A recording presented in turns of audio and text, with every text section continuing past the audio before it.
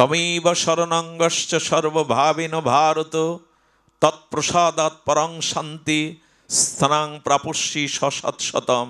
এই হলো শান্তির উপায়। দেখুন, টাকা দিয়ে খাট কিনা যায়, ক হাজার টাকা, লাখ টাকার, ঘুম কিনতে পারবেন না আপনি।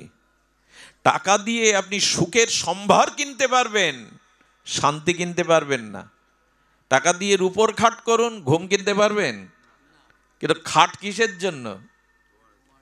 ঘুমই যদি না হয়, তার উপর খাট সোনার খাটে শুয়ে কি করবেন? শান্তি চাই। আর সেই শান্তি একমাত্র এই দেখুন ভগবান বলে চলেছেন, মত চিত্ত মনটা আমায় দাও। যেখানে মান আছে ওখানে অপমানও তুলে রাখতে হবে আপনাকে। আমি মাঝে মাঝে খুব কষ্ট পাই জানেন, 30টা বছর নিজের শরীরের দিকে তাকাইনি। ডাক্তার বলে তোমাকে 8 ঘন্টা ঘুমাতে হবে, নাহলে তুমি বাঁচবে না। হার্টের প্রবলেম, প্রেশার, কোলেস্ট্রল, 30টা বছর ভালো করে ঘুমাইনি আমি কোনো দিন, 2 ঘন্টা 2.5 ঘন্টার বেশি। এর পরেও দিনের পর দিন এইভাবে ছুটে চলেছি। যারা জানে তারা জানে। আমার বাড়িতে এক ভদ্রলোক দাকব থেকে গেছেন কৈলাসগঞ্জ, ফেরি পার হয়ে যেতে হয় আমার থেকে 4.5 ঘন্টার পথ। এসে বলছেন, বাবা একটু পাঠ করতে হবে। বললাম সময় নেই বাবা, ক্ষমা করুন। কথা দেওয়া, তাদের বললে তারা তো পিছাবে না অনুষ্ঠান, তবু আমি চেষ্টা করতে পারি, তবে আমার প্রচার করবেন না। পরে ওখানের এক ভক্ত বলছে, দাদা আপনার নাম প্রচার করে লিফলেট ছাপিয়ে কালেকশন করা হচ্ছে। এর পরেও তাকে যখন বারবার আমাকে বলছেন, বললাম দেখুন আমি চেষ্টা করেছিলাম, আজকে সেই অনুষ্ঠানটা ছিল, কিন্তু তাদের অধিবাস, তাদের প্রচার করা, আমাকে ক্ষমা করুন, অন্য একটা সুযোগ দিন। কি করেছে জানেন? টিওনো দিয়ে, থানার ওসি দিয়ে এবং বিশিষ্ট রাজনৈতিক নেতাদের দিয়ে জোর করা হচ্ছে যাতে আমি সেখানে যাই। এই জাতির জন্য পয়সা কড়ি না নিয়ে রাতের পর রাত এভাবে ছুটার পরও প্রাপ্তি এই জন্য সম্মান চাইলে তার পেছনে কোনো কমিটি যদি আমাদের বলে যে আমরা অনুষ্ঠানটা রাজনৈতিক কারণে কোনো কারণে করতে পারছি না, আমাদের কি বলার থাকে? কিচ্ছু বলার থাকে না। কিন্তু যদি বলি আমার শরীর খারাপ, আমার অসুবিধা, তখনই সেই মানুষ যেভাবে প্রচার করে আমাদের, তখন মনে হয় ঘরে বসে বসে ভগবানকে ডাকে, আর বাইরে যাওয়া ঠিক নয়। এই জন্য সম্মানটার সাথে অসম্মানটাও তুলে রাখতে হয়। তবে এগুলোতে কষ্ট হলেও মেনে নি কেন? ওই যে ভগবান বলেছেন, মান এবং অপমান দুটোই নাও, একটাতে নিও না, দুটোই নিতে শেখো, তবেই শান্তি পাবে। লোকের মালা যেমন পড়ছ, জ্বালাটাও নিতে শেখো, তবেই শান্তি পাবে। একটা চাইলে শান্তি পাবে না। মাঝে মাঝে কলঙ্কটাও ভালো জানেন, বদনাম, কলঙ্ক, এটাও ভালো। বলে কলঙ্ক ভালো? বলে হ্যাঁ, মানুষের উপদেশে যখন বিবেক ফেরে না, চিত্তের পরিবর্তন হয় না, কলঙ্কতে বেশি উপকার হয়। কলঙ্ক পেলে না মানুষ তাড়াতাড়ি সংশোধন হয়। এই জন্য ভগবান কলঙ্কটাও দিয়েছেন। এইগুলো যারা মেনে নিতে পারে, সংশোধন হতে পারে, শান্তি এদের জন্যই। জগৎটা কখনো আপনার মনের মতো হবে না, আপনি যেমন চাইছেন এমন হবে না। এই জন্য গীতায় বলেছেন, কে আমার প্রকৃত ভক্ত? অতীব প্রিয় ভক্তকে শীতোষ্ণ সুখ দুঃখেষু সমসঙ্গ বিবর্জিত, মান ও অপমানয় সমসঙ্গ বিবর্জিত। গোবিন্দ বললেন, মান এবং অপমান, শীত এবং গ্রীষ্ম, সম্মান এবং অপমান, দুঃখ এবং সুখকে যারা একইভাবে গ্রহণ করতে শিখেছে, তারাই আমার অতীব প্রিয়। একবারও বললেন না এই সম্প্রদায়ের ভক্ত আমার প্রিয়, বৈষ্ণবরাই আমার প্রিয়। একবারও বললেন না যার গায়ে লাল কাপড় আছে সে আমার প্রিয়।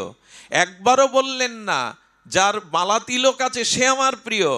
বললেন মান অপমান, শীত গ্রীষ্ম, যিনি সুখ দুঃখকে আমার কৃপা অনুগ্রহ মনে করে দুটোই গ্রহণ করতে শেখেন, তিনি আমার অতীব প্রিয়। যশ মপ যশ মে প্রিয়, সে আমার প্রিয়। কই নিলাম আমরা?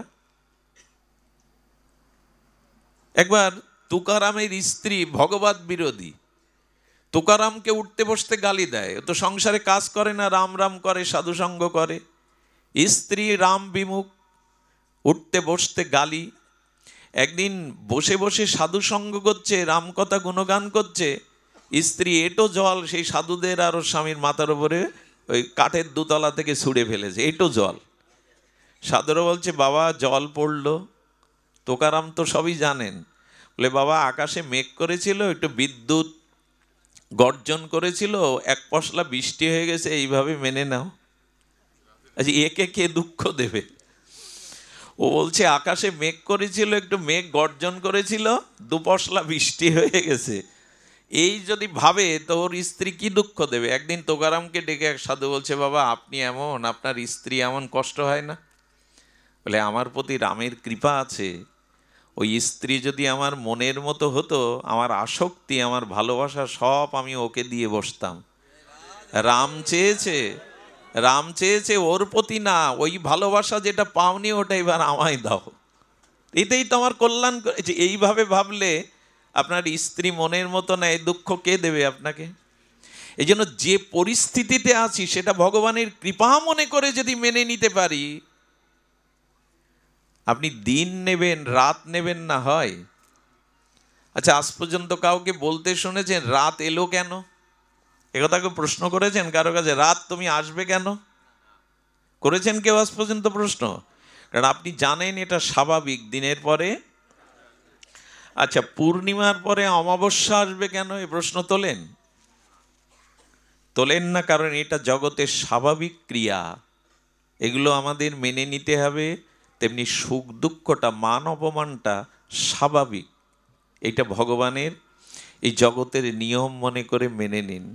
আরে ব্রহ্মা বলছেন, বসুমাতা গিয়ে জানাচ্ছে পাপের ভার বেড়ে গেছে প্রভু, আমি আর পাপ সহ্য করতে পারছি না। ধরিত্রী মা বলছেন গাভী রূপ গিয়ে, ব্রহ্মাজি আপনি সৃষ্টিকর্তা, আপনি একটা উপায় করুন, এত পাপ, এত অত্যাচার, এত অন্যায়, আমি ধরিত্রী, আমি পাপের বোঝা আর বইতে পারছি না, এত পাহাড় পর্বত বইছি কিন্তু পাপ এত ভারী আমি বইতে পাইছি না। ব্রহ্মা কি বলেছিলেন জানেন? আমি গবেষণা করে কি করব, সমাধান আমার কাছে, চলো ক্ষীরোদসাগরের তীরে গিয়ে ভগবানকেই আমরা আরাধনা করি। আরে ব্রহ্মা যদি কিছু না করতে পারেন তা আপনি আমি কি করব? সৃষ্টিতে কি হচ্ছে, কোথায় হচ্ছে, এ ভাবনা ব্রহ্মা ভেবে কিছু করতে পারছেন না, ভগবানকে ডাকছেন, আপনি আমি কি করব? ভগবানকেই ডাকুন, তার শরণাপন্ন হন। তমেব শরণাঙ্গশ্চ সর্বভাবেন ভারত, তৎপ্রসাদাৎ পরং শান্তি স্থানাং প্রাপস্যি সশতশতম। এই হলো শান্তির উপায়। দেখুন টাকা দিয়ে খাট কিনা যায়, ক 1000 টাকা, লাখ টাকার ঘুম কিনতে পারবেন না আপনি। টাকা দিয়ে আপনি সুখের সম্ভার কিনতে পারবেন, শান্তি কিনতে পারবেন না। টাকা দিয়ে রূপোর খাট করুন, ঘুম কিনতে পারবেন, কিন্তু খাট কিসের জন্য? ঘুমই যদি না হয়, তার উপর খাট সোনার খাটে শুয়ে কি করবেন?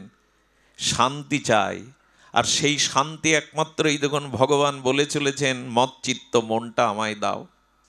দেখুন এখানে যারা এসছি অনেকেই ঘুমাচ্ছেন, ঝিমাচ্ছেন, অলসতা প্রকাশ করছেন, কিন্তু যারা মনটা হরিকথার দিকে দিয়েছেন, আমি বিশ্বাস করি এখন অন্তত কিঞ্চিত সংসারের থেকে বেশি শান্তি পাচ্ছেন আপনি।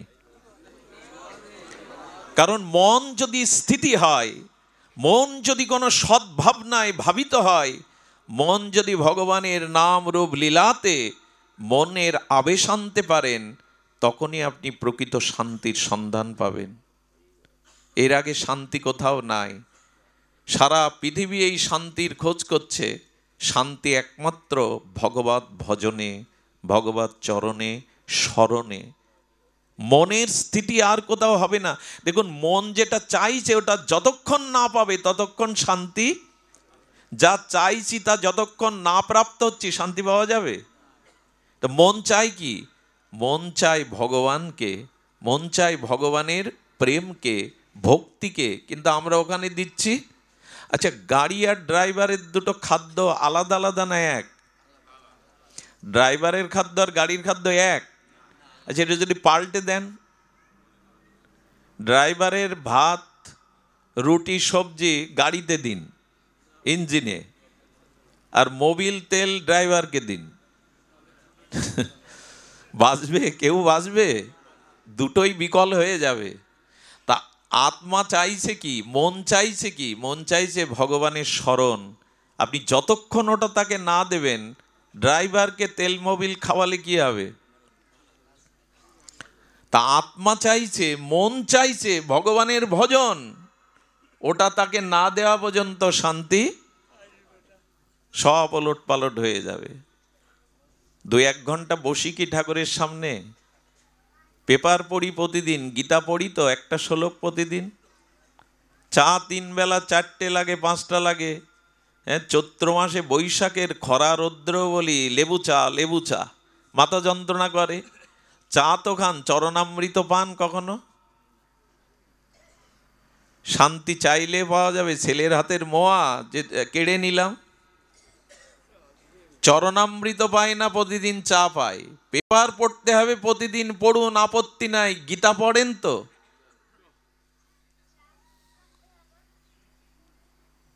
সুধীবৃন্দ, এই জন্য আমাদের জীবনে টিভি, টেলিভিশন 4টে ক্ষতির কারণ।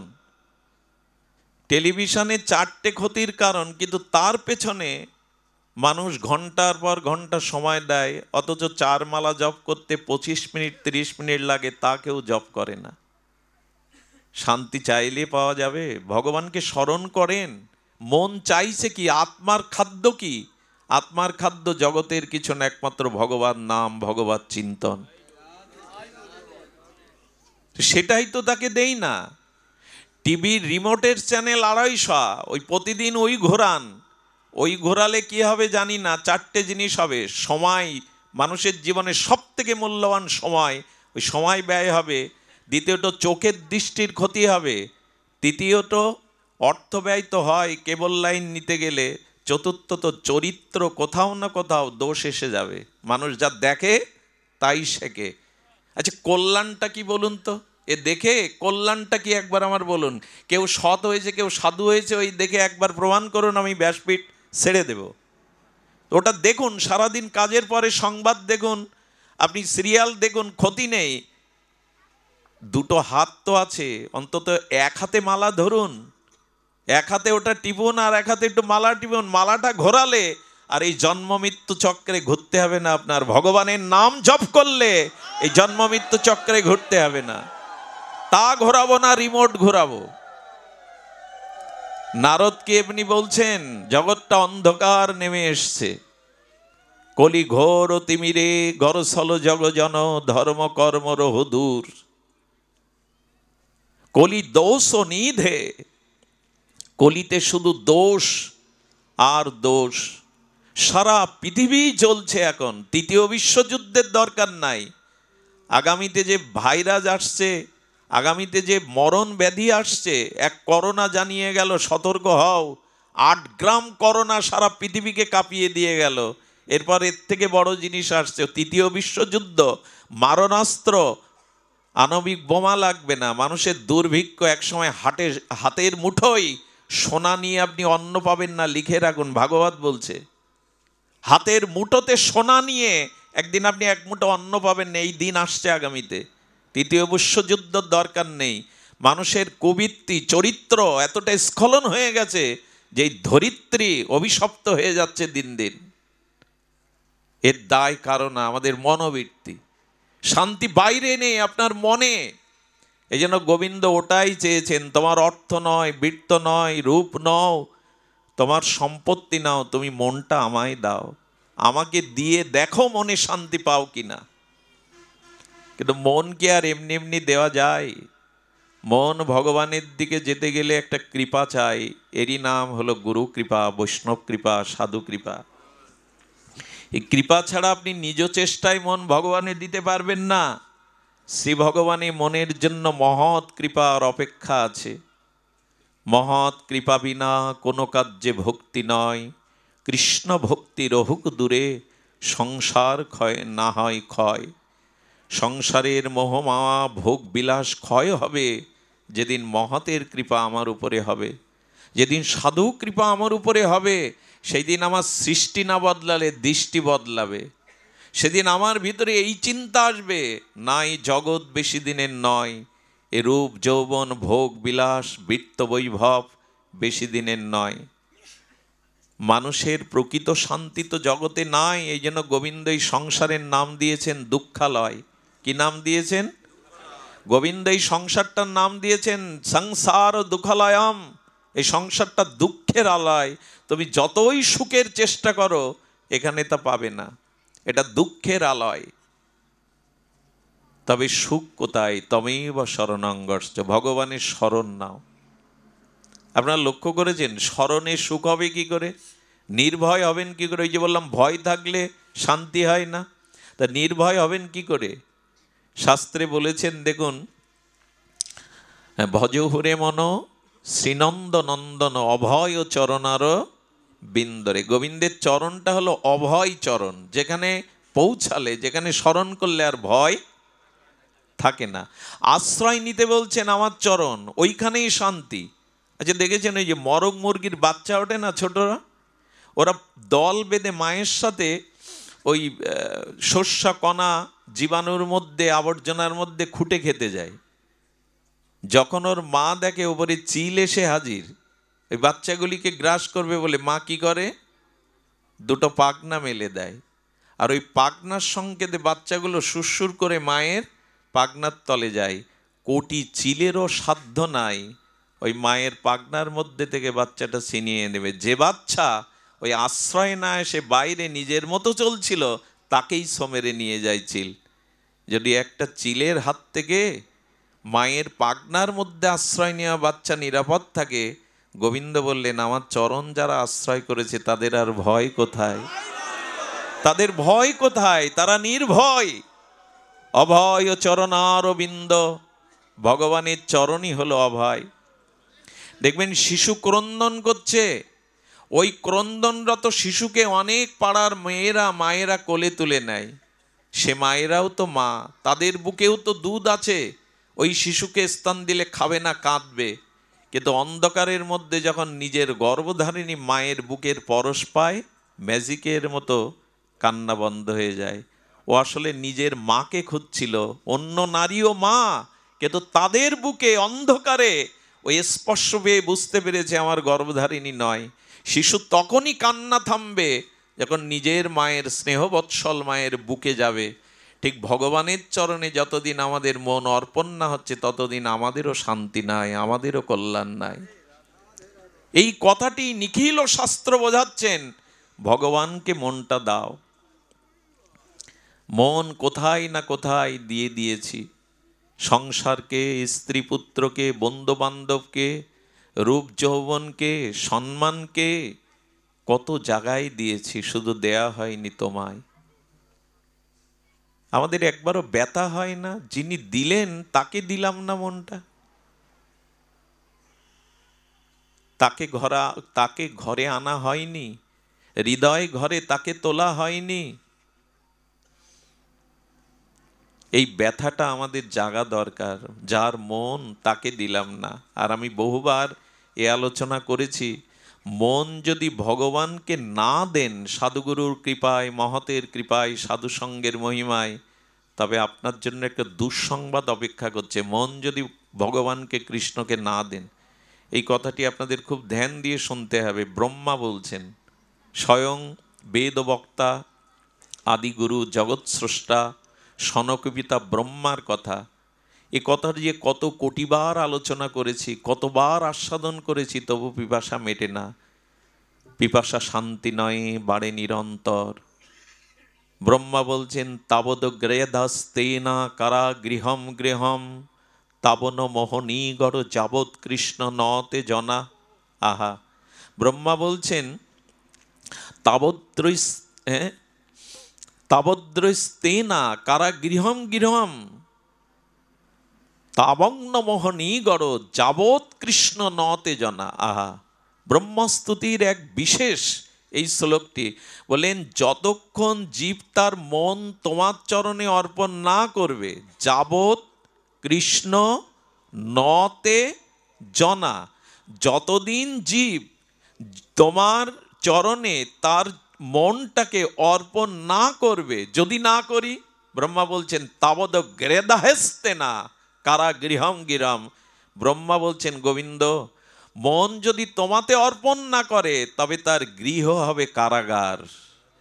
ব্রহ্মা বাক্য, তার সংসার হবে কারাগার। হয়েছেও তাই আমাদের। বাড়িতে মানুষ আসে শান্তির আশায়, কিন্তু ওইখানে কারাগারে টিভি আছে, কারাগারের এখন নাম বদল হয়েছে সংশোধনাগার। ওখানে টিভি আছে, দুতলা আছে, ওখানে তাস খেলতে পারেন, ফুটবল খেলতে পারেন, কাজ না করেও 3 বেলা খেতে দেবে, এখন 3 বেলায় খেতে দেয়। ওখানে শান্তি পায় মানুষ, বাড়ি কুড়ে ঘরে শান্তি পায়। এখন আমাদের ঘরগুলো কৃষ্ণকে মন না দিয়ে, ভগবানকে প্রাণ না দিয়ে, ব্রহ্মা বলছেন ঘরগুলো হয়েছে কারাগার। আর কারাগারের দাগি আসামিদের হাতে পায়ে কি থাকে? বেড়ি থাকে, ডান্ডা বেড়ি থাকে। বলছেন তোমাতে মন যদি কৃষ্ণ না দেয়, তবে সংসারে সেই ব্যক্তির হাতে পায়ে, ওর তো হাতে পায়ে আর এর 5-7 জায়গায় মোহ দিয়ে বাঁধা থাকবে, মোহ মায়া ডান্ডা বেড়ি। যদি বলেন তা তো দেখি না, দেখতে পাই না, তো কালকে সিদ্ধান্ত নিন যে আগামী সপ্তাহে বৃন্দাবন যাবেন, তখন দেখবেন ডান্ডা বেড়ি কতটা পড়ে।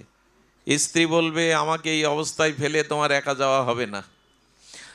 ছেলে বলবে আমার ছেলের পরীক্ষা, আমি থাকি অফিসে, ওকে কে দেখবে? এই ডান্ডা বেড়ি তখন বুঝতে পারবেন কটা। আর ও কাটা সহজ না, লোহার ডান্ডা কাটা যায়, কিন্তু সংসারের মোহমায়া। বাবা কালকে পাঠ হলো পুরানো মকসেদপুর, আসতে পারিনি, না কাজ ছিল খুব, সমস্যা ছিল খুব, এই ডান্ডা বেড়ি কম। এই জন্য বললেন তাবদ গৃহে ধাস্তে না কারা গৃহম গৃহম তাবন মোহনী গড় যাবৎ কৃষ্ণ নতে জনা। হাতে পায়ে ডান্ডা বেড়ি, ভগবানের কাছে যাওয়ার সময় নেই আমাদের, ডান্ডা বেড়িতে বাঁধা। আর কি এই কথাটি এত দার্শনিক বিচার করেছেন ব্রহ্মা, বলেন মন যদি ভগবানকে না অর্পণ করা হয়, সেই মন স্তেনা চোর হয়ে যায়। কি হয়ে যায়? আশ্চর্য কথা বলেছেন ব্রহ্মা। মন ভগবানকে না দিলে সেই মন কি হয়? চোর হয়। চোরের শান্তি হয়? দেখুন চোরের বাড়ি, পাকা বাড়ি আছে, দালান, চোরের স্ত্রীও সুন্দরী হয়, কারো কারো হয়, আবার চোরেরও টাকা পয়সা ব্যাংক ব্যালেন্স আছে। আর সাধুর বাড়িও এই 3টে আছে, সুন্দরী স্ত্রী, দালান বাড়ি, টাকা পয়সা। তাহলে সাধু আর চোরে পার্থক্য কি? হলো পার্থক্য একটাই, চোর শান্তি পায় না বাড়ি থেকে, কিন্তু সাধু শান্তি পায়, কারণ তার মন চোর নয়। চোর কি করে? আপনার আমার ঘরে যেন না ওঠে চোর, কিন্তু যদি কখনো ওঠে কি করে জানেন? মূল্যবান জিনিসগুলো চুরি করে, আর সমস্ত আলমারি, খাট, বিছানা সব কিছু এলোথেলো করে অগোছালো করে যায়। এইটা তো চোরের ধর্ম। মূল্যবান জিনিস নিল আর ভেঙে চুরে সব আবর্জনা ভরিয়ে গেল। ব্রহ্মা বললেন হে ভগবান, তোমাতে যখন মন কেউ না দেয়, তার মনটা চোর হয়ে কি করে জানো? হৃদয়ের মধ্যে যত সদ্গুণ ছিল, ক্ষমা, দয়া, করুণা, এইগুলো হরণ করে নেয়, নিয়ে ওখানে হিংসা, বিদ্বেষ, এই অবগুণগুলো, আবর্জনাগুলো ঢুকিয়ে দেয়। কি অপূর্ব শ্লোক!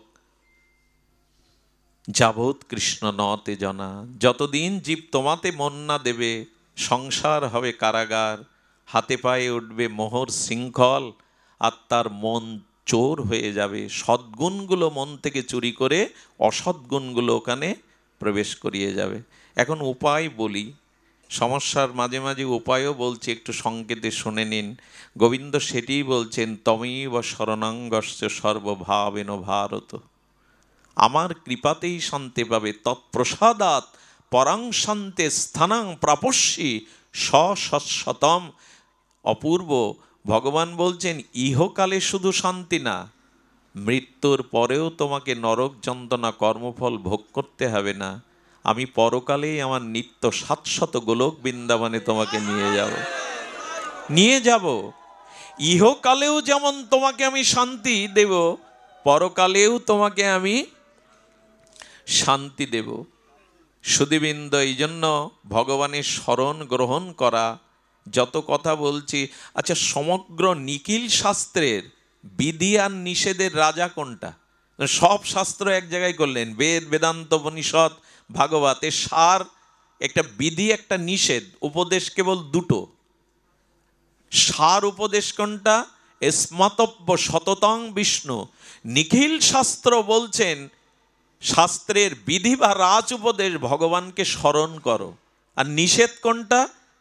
কখনো ভগবানকে ভুলে যেও না। এই হলো বিধির রাজা আর নিষেধের স্পতব্য সততং বিষ্ণু ন স্পতব্য চাতুচিত।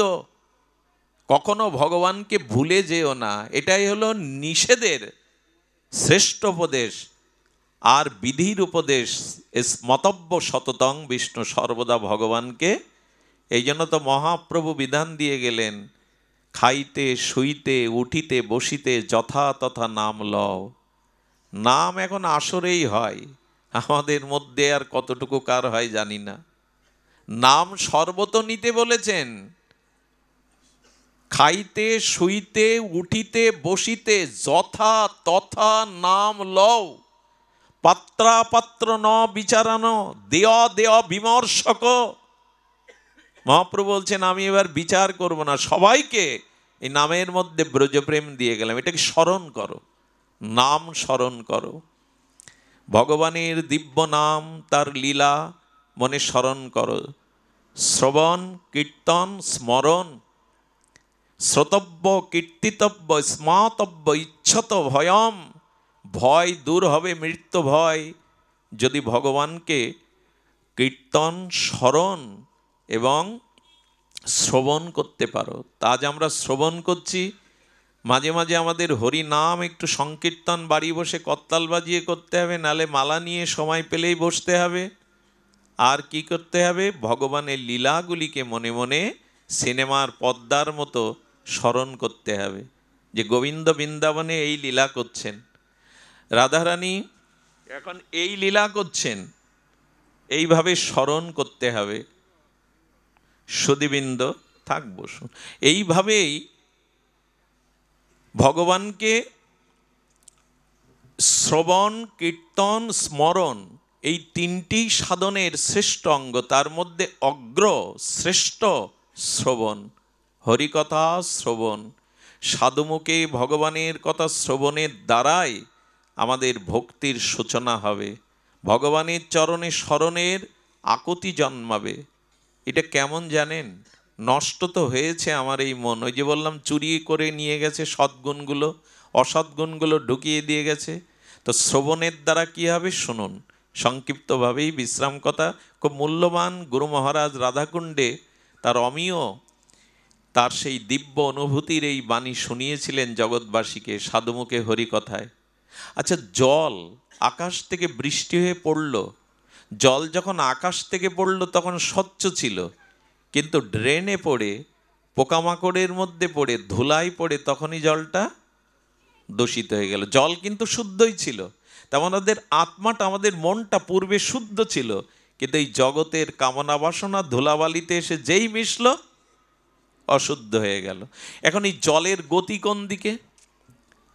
নিচের দিকে তো নাকি মা? জলের গতি কোন দিকে? নিম্নগামী। জল যেতে যেতে কোথায় যেতে চাই জানেন? নালা দিয়ে, তারপরে ড্রেন দিয়ে, খালে গিয়ে, তারপর নদীতে গিয়ে, তারপরে একেবারে নদীর তরঙ্গায়িত অপ্রতিহতা গতিতে সাগরে। এই তো জলের গতি। আবার সাগর মেঘকে দিয়ে দিল, এই তো জলের গতি প্রকৃতি। কিন্তু জলটা ড্রেনের মধ্যে যেতে গিয়ে ড্রেনের একটা ক্ষত হয়ে গেছে, গর্ত হয়ে গেছে, ওই গর্তে আটকে গেল। গর্তে যখন আটকে গেল তখন জলের স্রোত আর রইল না। আচ্ছা, গর্তে আটকানো জল 1-2 মাস পরে কি হয়? ধুলো এসে পড়ে, তাই না? আবর্জনা এসে পড়ে, আকাশ থেকে গাছের পাতা পড়ে, তাতেও দূষণ হয়ে যায়। পবিত্র থাকে কি? আকাশ থেকে পড়েছিল বৃষ্টির ধারা হয়ে শুদ্ধ, কিন্তু গর্তের আবর্তন হওয়ায়, আবর্তিত হওয়ায় ধুলা বালি পোকা মাকড় এসে দূষিত হলো। আচ্ছা, জলের 3টি স্বভাব, ওই 3টি স্বভাব ওর মধ্যে নষ্ট হয়ে গেল। জলের 3টি স্বভাব কি? স্নান, ওই জলের স্নান করা যাবে পোকামাকড় জলে? আর জলের আরেকটি স্বভাব হলো পান, অর্থাৎ জলে পান করতে হয়, তৃষ্ণা নিবায়। আর জলে নিজের দেহটাকে শুদ্ধ করতে হয়। এই 3টে গুণ ওর মধ্যে থাকলো, কিন্তু একদিন ছিল কি না? ছিল, আজকে আর নাই। ঠিক আমাদের দশাও তাই। আমাদের আত্মাটা শুদ্ধ ছিল একদিন, যখন কামনা বাসনা ছিল না, কিন্তু যেই কামনা বাসনার সংসার গর্তে আটকে গেলাম ভোগ বাসনায়, সেই ওই পোকামাকড় দূষিত হয়ে গেল। কিন্তু জলের মধ্যে ওই তিনটে ধর্ম এখনো আছে। ওই জল স্নান করাও যাবে, পান করাও যাবে, ওই জল স্নান করাও যাবে, পান করাও যাবে। ওই জলের তিনটি শুদ্ধতা তখনও আছে, স্নান পান সবই আছে। কি করে জানেন? ওই জলটা পোকামাকড় হয়ে দূষিত হয়ে আটকে আছে, হঠাৎ বৃষ্টি এলো, আর প্রবল আকাশ বন্যার মতো বৃষ্টি এসে বৃষ্টির জলধারা ড্রেনে গিয়ে পড়লো, ক্ষিপ্র গতিতে জলের স্রোত ড্রেনে গিয়ে পড়লো। তখন ওই জলে কি হয়? ওই স্রোত ওই জলের ওই গর্তের মধ্যে যে দূষিত জলগুলো উঠিয়ে নিয়ে ভাসতে থাকে, থাকে কি না? বৃষ্টির স্রোতের জল যখন ওই গর্তের আবর্তে গিয়ে ওই জলটাকে তুলে নেয়, স্রোত বইছে, ওই স্রোতে তুলে নিয়ে ছুটতে লাগলো, ছুটে নদীতে পড়লো, নদী থেকে গঙ্গায়, গঙ্গা থেকে সাগরে। যখন গঙ্গায় পড়লো, সাগরে গেল, তখন স্নান করা যাবে কিনা? তখন গঙ্গার জল পান করা যাবে কিনা? স্নান করে শুদ্ধ হওয়া যাবে কিনা? সব পোকামাকড় চলে গিয়ে গঙ্গায় পড়ে শুদ্ধ হলো। ঠিক এই কথাটি ভগবানকে অনেক জন্ম ভজন করেনি, এ মনে ভগবানের স্থান অনেক জন্মই দেয়নি, এই মনে ভগবানের স্মরণ মনন করেনি, তাই কামনা বাসনায় জলটা দূষিত হয়ে আবর্ত হয়ে আছে। এখন যেখানে সাধু সঙ্গের মেঘ হবে, কিসের মেঘ? সাধু সঙ্গের মেঘ। ওই সাধু সঙ্গের মেঘ হতে আর মেঘরূপ বক্তার মুখ দিয়ে যখন হরিকথার অমৃত বৃষ্টি হবে, আর সেই হরিকথারূপ বৃষ্টি আমাদের কানে গিয়ে হৃদয়ে ঢুকবে, তখন হৃদয়ের গতি আবার ভগবানের দিকে ছুটিয়ে নিয়ে যাবে। কান দিয়ে হরিকথা শ্রবণ করলেন তো মনে হরিকথা প্রবেশ করলো, আর হরিকথা হৃদয়ে গিয়ে মনের গতি ভগবানের দিকে ছুটালো। এখন যেমন আপনাদের মনের গতি ভগবানের দিকে শ্রবণ করতে হবে, সাধুমুখে হরিকথা শ্রবণ করতে হবে, এটাই চিত্ত শুদ্ধি করার একমাত্র উপায়। আমি খুব গর্ব করে বলতে পারি, এটা আমার দেখা, আমার জীবনে উপলব্ধি করা, রাধাকুণ্ডে নবদ্বীপে ভাগবত কথা যেখানে হয় সেখানের মতো পরিবেশ অন্য কোনো অনুষ্ঠানে আপনি পাবেন না। এরকম পরিবেশ আপনি চাইলেই গড়তে পারবেন না। কারণ হরিকথা শ্রবণী জীবের সংসার ক্ষয় আর ভগবানের ভক্তির উপচয়ের একমাত্র প্রধান কারণ। আপনি হরিকথা সাধুসঙ্গ ব্যতীত অন্য কোনো সাধনার দ্বারা ভগবত কৃপা লাভে সমর্থ হবেন না। এই জন্য আগে শ্রবণ। কোথায় যাবেন সে জিনিসটাকে জানবেন না, কোথায় আপনার গন্তব্য সেটা না জানলে পথে উঠুন আপনি। আচ্ছা, পথে কেউ চলছে, যদি জিজ্ঞাসা করেন কোথায় যাবেন, তো জানি না, তাকে কি বলবেন? যদি বলে কোথায় যাব জানি না, কি বলবেন তাকে? ভবঘুরে বলবেন কি না? তো ভগবত একমাত্র জানিয়ে দেয় তোমার গন্তব্য কোথায়, তোমাকে কোথায় যেতে হবে। সেটা না জানলে পৌঁছাবেন কি করে? এই জন্য হরিকথা শ্রবণ করতে হবে। তবে ধন্য আপনারা, আমার এলাকার মানুষ বলে বিল্লমঙ্গল এইখানে বসবাস ছেড়ে ওই দিকে গিয়ে বাস করো। ওরা মনে হয় মোবাইলে দেখে যে এই যে ভাঙা, মকসেদপুর, টেকেরহাট এসব দেখে, দেখে বলে ওইখানে তোমার কথা শুনতে এত ভক্তরা আসে। ওরা আমাকে না, আমার স্বরূপ বুঝতে পারেনি, বুঝলে তাড়িয়ে দিত, তো এই জন্য হয়তো আসে। বলে না দাদা, আমাদের এদিকেও ভক্ত হয়, কিন্তু ওরা হরিকথা এরকম নীরবে শ্রবণ করে। আমার মনে হয় আপনাদের এই বৃহত্তর অঞ্চলে কোনো মহামানবের কৃপা আছে। হরিকথাতে যেখানে রুচি আছে জানবেন সেখানে ভগবত ভক্তি হবেই হবে, সেখানে কল্যাণ হবেই হবে। এই জন্য ভাগবত কথা প্রয়োজন। হরিকথা ছাড়া চিত্ত শুদ্ধির অন্য কোনো উপায় নেই, শ্রবণ। এরপরে বললেন কীর্তন। এই কীর্তনাঙ্গ ভজনই এই ঘোর কলিকালে অন্ধকারে একমাত্র আলো। মহাপ্রভু বলেছেন নাস্তেব্য নাস্তেব্য নাস্তেব্য গতির অন্যথা। একেবারে 3 বার কড়াল করে বললেন, প্রতিজ্ঞা করে বললেন, হরি কথা আর হরিনাম বিনা এই যুগে আর কোনো উপায় নাই। এই জন্য দয়া করে একটু নাম জপ, একটু কীর্তন আদি করুন। জপ করলে নিজের কল্যাণ হয়, আর উচ্চেশ্বরে কীর্তন করলে জগৎ জীবের, লতা পাতা পশু পাখির কল্যাণ হয়। এই নামের এত মহিমা মহাপ্রভু ঢেলে দিয়েছেন। ব্রজ প্রেম গোলকের প্রেমধন হরিনাম সংকীর্তন রতিনা জন্মিল কেনে, ঢেলে দিয়েছেন রাধা প্রেম ব্রজ প্রেম, অথচ আমাদের রতি হলো না। নামে রুচি আনুন। হরিনাম প্রিয়জনের নাম ডাকতে ইচ্ছা করে না? যাকে যে ভালোবাসে তার নাম ধরে ডাকতে তো তার ইচ্ছা করে। তো ভগবানকে যদি ভালোবাসেন তার নাম ধরে ডাকুন। আমাদের দুর্দশা, হাই তুলতে গেলে বলে বাবা গো, ওসর লাগলে বলে মা গো। কিছু মানুষ আছে ওসর লাগলে বলে হা রাধে, হাই তুলতে গেলে হা গৌরাঙ্গ। অন্তত এইভাবেই নিন 2-4 বার দিনে। ঘুম থেকে উঠে হাই তুলতে গিয়ে বাবা গো মা গো এই বলে কি হবে? ওইটা রাধা নাম দিয়ে দিন না, দিনে 4 বার অভ্যাস হয়ে যাবে, তখন আর বাবা গো মা গো হবে না। আর ছেলে মেয়েদের নামগুলো ঋষিদের নামে, ভগবানের নামে রাখুন গুরুদেবের কাছ থেকে। হ্যাঁ, টেলিভিশনে সিরিয়াল নাম রেখে লাভ হবে না। গুরুদেবের কাছ থেকে শ্রীকৃষ্ণের নাম শ্রীকৃষ্ণের পিতামাতা রাখেনি, গর্গমণি রেখেছিল। রাম ভগবানের নাম দশরথ রাখেনি, কৌশল্যা রাখেনি, বশিষ্ঠদেব রেখেছিল। এই ইতিহাস আমরা ভুলতে বসেছি। সন্তানের নামগুলো আদ্যক্ষর দিয়ে শ্রী গুরুপাদ পদ্ম আচার্যদের কাছে রাখতে হয়। ওই নামের মধ্যে আশীর্বাদ থাকে, শক্তি থাকে। তার প্রমাণ অজামিল। তার ছোট পুত্র নারায়ণ বলতে বলতে মৃত্যুর সময় সে ভগবান পেয়ে গেল, নাম আভাসে।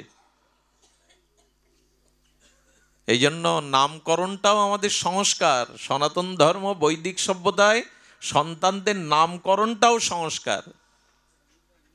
সুধীবৃন্দ, এই জন্য কীর্তন করুন। কীর্তনের সিদ্ধ গৌর কিশোর দাস বাবাজি মহারাজ, এই সিদ্ধ মহাত্মা ভিড় লেগে যেত, প্রণাম করতে আসতো। বললো সম্মান কি ধুয়ে খাবো?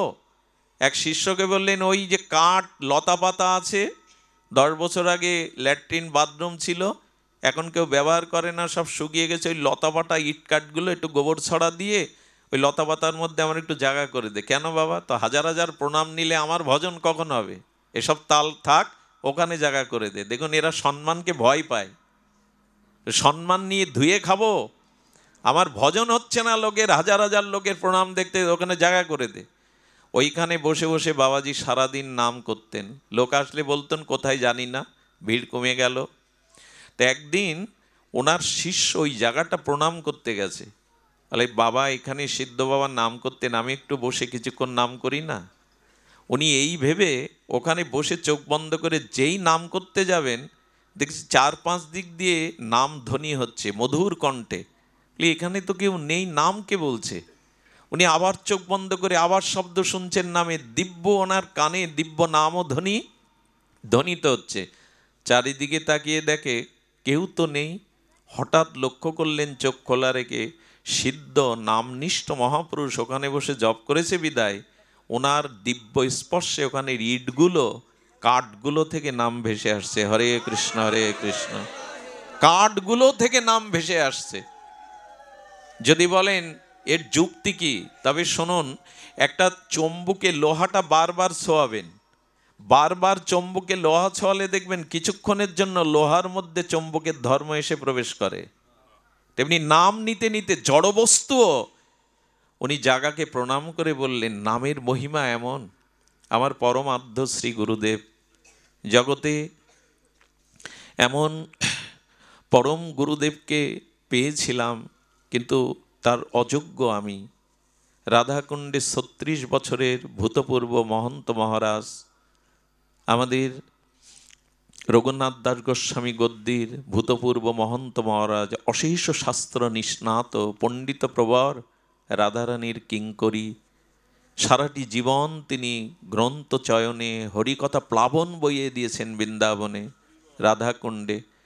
পরমারাধ্য শ্রী গুরুদেব শ্রী অনন্ত দাস বাবাজি মহারাজ, উনি ঘরে বসে বসে নাম করছেন। আপনারা জানেন এখন 84 ক্রোশ ব্রহ্মণ্ডলে বর্ষণার মধ্যে সারা ভারত যাকে শ্রদ্ধা করে সাধু সন্ত, তিনি শ্রদ্ধেয় বিনোদ বাবাজি মহারাজ রাধাকুণ্ডের।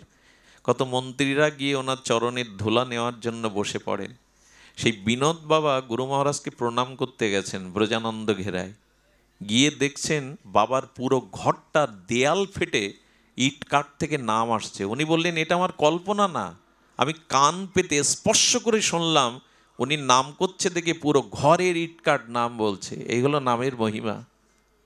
উচ্চস্বরে নাম সংকীর্তনে পর উপকার করে। হরিদাস ঠাকুর 3 লক্ষ নামের মধ্যে 1 লক্ষ নাম উচ্চস্বরে করতেন। বলে কেন? বলে গাছপালা কীট পতঙ্গ ওদের কাছে এই নামের ধ্বনি গেলে ওরা উদ্ধার হয়ে গোবিন্দ চরণ পাবে। এই জন্য উচ্চস্বরে 1 লক্ষ নাম করতেন উনি। আপনি জপিলে নাম আপনি সে তরে, উচ্চ সংকীর্তনে পর উপকার করে। অন্যের কল্যাণ এই নামের ধ্বনি যতদূর যায়। এই জন্য যে গৃহে সদাচার সম্পন্ন হয়ে ভগবানের অষ্টাবিগ্রহের সামনে কাঁসা করতাল খোল বাজিয়ে ঝামর বাজিয়ে যারা হরিনাম করে, ওখানে রোগ শোক অভিশাপ প্রবেশ করতে পারে না। কিন্তু ঘরে ঘরে হরিনাম আজ কই? ঘরে ঘরে আজ ভগবানের দিব্য নাম কই? সকাল সন্ধ্যা ওখানে অভিশাপ ঢুকতে পারে। নাম যত দূর যায় অমঙ্গল তত দূরে দূরে পালায়। আগেকার দিনে এত ঔষধ, এত ডাক্তার, এত আধুনিক চিকিৎসা ব্যবস্থা আসেনি। তখন নাকি গ্রামে ডায়রিয়া হলে, মহামারী হলে হরিনাম করত সবাই মিলে। আর এই হরিনামের ধ্বনিতে রোগ শোক পালাতো। এটা মিথ্যা নয়, এটা মিথ্যা নয়। এই জন্য ভগবানের নামটা নিতে শুরু করুন। আর এই নাম এখন কীর্তন করলে এর পরম কল্যাণ কি জানেন? যদি মৃত্যুর সময় নামটা মনে এসে যায়, যদি শেষ সময় নামটা মনে এসে যায়, তবে আপনি পার হয়ে গেলেন, আর আশা লাগবে না এপারে। এই জন্য ভগবানের নাম আজ নিতে থাকুন। মৃত্যুর সময় কর্ণের শ্রবণ ক্ষমতা, দর্শন ক্ষমতা, গলার বলার ক্ষমতা নষ্ট হয়ে যায়। ধীরে ধীরে জীবনী শক্তিগুলো বিলুপ্ত হতে থাকে। মাইক বাজালে ওই দিন কানে আপনার নাম যাবে না। আপনি হাজার চেষ্টা করেও কণ্ঠে সাধনা না থাকলে, অভ্যাস না থাকলে মৃত্যুর সময় বলতে পারবেন না। এই জন্য আজ অভ্যাস করুন যাতে মৃত্যুর সময় তার দিব্য নাম ধ্বনিত হয়। সুধীবৃন্দ, এই জন্য কীর্তনাঙ্গ এই ভজন মহাপ্রভু দিয়েছেন। আরেকটি দিয়েছেন, যদি নাম করতে করতে ভগবানের লীলা স্মরণ করতে পারেন। এই লীলা স্মরণই হলো স্মরণাঙ্গ সাধন, যেটা মহাপ্রভু দিয়ে গেছেন। এই লীলা স্মরণ, ভগবানের কোন সময়ে কোন লীলা শ্রীধাম বৃন্দাবনে নবদ্বীপে শ্রী গৌর সুন্দর কখন কি লীলা করছেন, এই লীলা যদি মনে মনে স্মরণ করতে পারেন। সেই লীলাগুলি কেমন জানেন? ছোট্ট একটা দৃষ্টান্ত দিয়েই পাঠ বিশ্রাম। শ্রীনিবাস আচার্য, ইনি মহাপ্রভুর দ্বিতীয় আবেশ কলেবর। উনি একবার ধ্যানে বসেছেন ঘরে। খুব ধ্যান দিয়ে শুনুন, এটা আমার বিশ্রাম কথা। স্মরণটা কেমন? উনি মনে মনে গুরু প্রদত্ত মঞ্জুরি স্বরূপে ওনার গুরু মঞ্জুরির সাথে রাধারানী সখীদের নিয়ে যমুনায় জলকেলি করছেন, স্নান করছেন। আর করতে করতে উনি গুরু মঞ্জুরি, ওখানে পুরুষের অধিকার নাই, গুরু মঞ্জুরির পেছনে সেই একাদশ ভাবাত্মক সেই মঞ্জুরি যেটা গুরুদেব দিয়ে দেয়, আমি সবাইকে কথা বোঝাতে পারবো না। এই যে তুলসী বন্দনায় গাই না আমরা, এই নিবেদন ধরো সখীর অনুগত করস, সখার না সখীর অনুগত, এই মনের অভিলাষ বিলাস কুঞ্জে, এই ভজন হলো সেই ভজন। পুরুষ দেহে ভজন হয় না, একটা জিনিস জেনে যান। ভজন করতে গেলে নারী দেহ লাগবে। তবে এই মায়েদের যে নারী দেহ তা না, রাধারানীর দাসী, রাধারানীর কিঙ্করী। ওইখানে দিব্য দেহ গুরুদেব দিয়ে দেবে। তোমার বয়সেই, তোমার পোশাকেই, তোমার সেবায়েই তুমি মালা গেতে যুগলের গলে পরাবে, অর্থাৎ বিজন সেবা করবে, সেবা দিয়ে দেয় গুরুদেব। তো উনি কী করেছেন? গুরুমঞ্জরির সাথে রাধারানীর জলকেলি দেখছেন। দেখতে দেখতে রাধারানীর নাকের মানে কর্ণের দুলটা হারিয়ে গেছে। খুব ধ্যান দিয়ে শুনুন। আচ্ছা, কর্ণের দোল হারিয়ে গেছে কোথায়? যমুনায় না মনে মনে স্মরণ করছেন? মনে মনে স্মরণ করতে করতে দেখছেন যে রাধারানীর কর্ণের দুল হারিয়ে গেছে। রাধারানীর কর্ণের দুল কি একটা? কিন্তু ওই দুল শ্যামসুন্দর দেখে বড় আনন্দ পান। তাই রাধারানী সখীদের বলছেন, আমার দুল খুঁজে দে। আর এই দুল খোঁজার জন্য 3 দিন ধ্যানস্থ হয়ে ওই সখী রূপে বৃন্দাবনের যমুনায় 3 দিন ধরে দুল খুঁজে বেড়াচ্ছেন। আর 3 দিন তিনি ধ্যানমগ্ন। শিষ্যরা নাসিকার কাছে হাত দিয়ে দেখেন নিঃশ্বাস আর, বলে পরম আরাধ্য আচার্য কি দেহ রাখলো? আসলে এই দেহে না। যদি বলেন এর কি বোঝাচ্ছ পাগলের মতো, এই দেহ না তো ওখানে কোন দেহ গেছে? আচ্ছা, আপনি এখানে বসে আপনার বাড়িতে চলে যান, যে ঘরে আপনি থাকেন, আপনার ঘরটার সব জিনিস কোথায় কি আছে এখানে বসে দেখতে পাবেন কি না? ওই শরীরটা কোন শরীর যেটা এখন বাড়ি চলে গেল? এটা মানস শরীর। আচ্ছা, আপনি শুয়ে আছেন খাটে, স্বপ্নের মধ্যে আকাশে চড়ছেন, সমুদ্রে সাঁতার কাটছেন, ওই শরীরটা কোন শরীর? আমাদের যে মানস শরীর তিন প্রকার: স্থূল শরীর, সূক্ষ্ম শরীর, কারণ শরীর। এই ভেদগুলো জানতে হবে। এই শরীরে এখানে আছি, অথচ আমি প্রিয়জনের কাছে চলে যেতে পারি, তার মুখটা দেখে আসতে পারি, তার হাসি ভরা মুখটাও দেখে আসতে পারি এখানে বসে। এই মানস শরীরে উনি বৃন্দাবনে 3 দিন ধরে খোঁজ করছেন। এরা ভাবছে গুরুদেব কি দেহ রাখলেন, নিত্যলীলায় গমন করলেন? সবাই যখন সিদ্ধান্ত নিতে পারছে না, তখন ওনারই শিষ্য চলে এলেন। ওনারই শিষ্য এসে আর বলছেন, আপনি একটু দেখুন তো, আপনি তো গুরুদেবের সেবা করেন, গুরুদেবের আমরা বুঝতে পারছি না উনি অপ্রকাট হলেন কিনা, নিত্যলীলায় চলে গেলেন। ওনারই শিষ্য, ওনারই দেওয়া মঞ্জুরি স্বরূপে ভাবনার জগতে ওই সূক্ষ্ম শরীরে গিয়ে, সূক্ষ্ম শরীরটা কেমন জানেন? অনেক দূরে ফুল ফুটেছে, গন্ধটা আপনার কাছে আসছে, গন্ধটা ধরতে পারবেন? গন্ধটা দেখতে পাওয়া যাবে, এরে বলে সূক্ষ্ম। মাছের যে থলেতে মাছ কেনেন প্রতিদিন, ওই থলেতে মাছ নেই, কিন্তু বাতাসের গন্ধ কি আসছে, ওকে বলে সূক্ষ্ম। তেমনি আমাদের চিত্ত, মন, বুদ্ধি, অহংকার, এই সূক্ষ্ম দেহে উনিও গুরুদেবের পেছনে পেছনে গিয়ে দেখে যে গুরুদেব 3 দিন ধরে যমুনায় রাধারানীর সেই অলংকার খুঁজছে।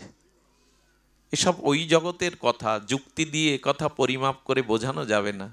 বোবা ব্যক্তিকে মধু খেতে দিলে তাকে যদি জিজ্ঞাসা করেন কেমন স্বাদ হয়েছে, কি বলবে? এই জিনিস অনুভূতির, ভাষা দিয়ে বোঝাবার নয়। এই মনের অভিলাষ বিলাস কুঞ্জে দিও বাস।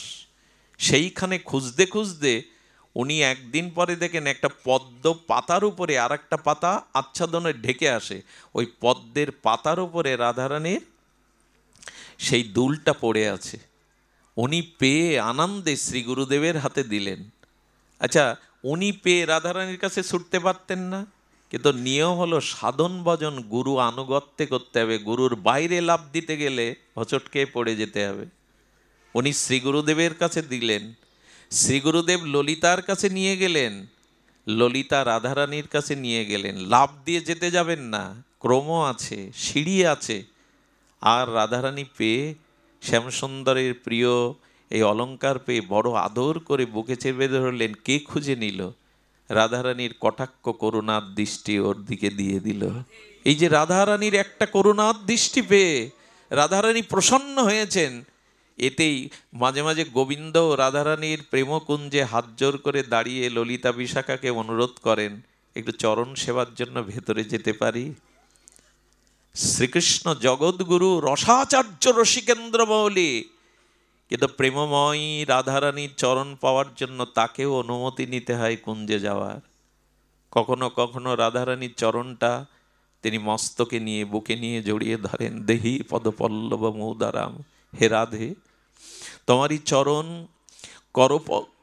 চরণ পল্লব মাঝে মাঝে বুকে জড়িয়ে ধরে গোবিন্দ প্রীতি করেন। এই জন্য রাধা কৃষ্ণকে জাগতিক দৃষ্টিতে কখনো দেখবেন না। একটা শিশু আয়নার মধ্যে নিজেকে দেখে, ওর সাথে খেলতে চায়, জড়িয়ে ধরতে চায়, এটা কি ওর অপরাধ? তেমনি রাধা কৃষ্ণ দুই নয়, একই জন, নিজের সাথে, নিজের স্বরূপের সাথে নিজে খেলছেন। এখানে রক্তমাংসের যুবতী সুন্দরী নয়, রাধা মাধব একই শক্তি, একই আধার, আলাদা নয়, নিজের সাথে নিজের অন্তরঙ্গ খেলা। এইভাবে লীলাতে সন্তুষ্ট হয়ে রাধারানীর কৃপা পেলেন, উনি দেহে ফিরে এলেন। এই জন্য মনটা খালি রাখবেন না। ভগবানের এই লীলাগুলো যখন শোনেন, গোবিন্দ গোষ্ঠে যাচ্ছে, কেমন নীল আকাশ, চারিদিকে যমুনা, আর স্নিগ্ধ গন্ধ ভেসে আসছে। গাভীগুলিকে সামনে নিয়ে গোবিন্দ মুরলীর ধারী বাঁশি বাজাতে বাজাতে, একবার একটু কল্পনা করুন তো, মনটা শুদ্ধ হয়ে যাবে। গোবিন্দ মুরলীর ধরী শ্যামসুন্দর মদনমোহন চলেছেন, সাথে সখাগণ। এইভাবে একবার একটু ভাবলেই দেখবেন মনটা আনন্দে ভরে যাবে। তাহলে শ্রবণ, কীর্তন, স্মরণ, এর দ্বারাই আমাদের চিত্ত, আমাদের মন ভগবানে অর্পিত হোক। আমি যদি কোনো কথা বলার ক্ষেত্রে আপনাদের হৃদয়ে ব্যথা পৌঁছায়, আমি করজোরে ক্ষমা চাইছি, ব্যথা নেবেন না। সকলে মিলে আশীর্বাদ করবেন। আজকের হরিকথা এখানেই বিশ্রাম। শ্রীগুরু প্রেমানন্দে গৌর হরি বল। জয় রাধা। আগামী 28শে পৌষ বাংলা 13ই জানুয়ারি রোজ মঙ্গলবার চণ্ডীবরদি। যদি বেঁচে থাকি বা কোনো অসুবিধা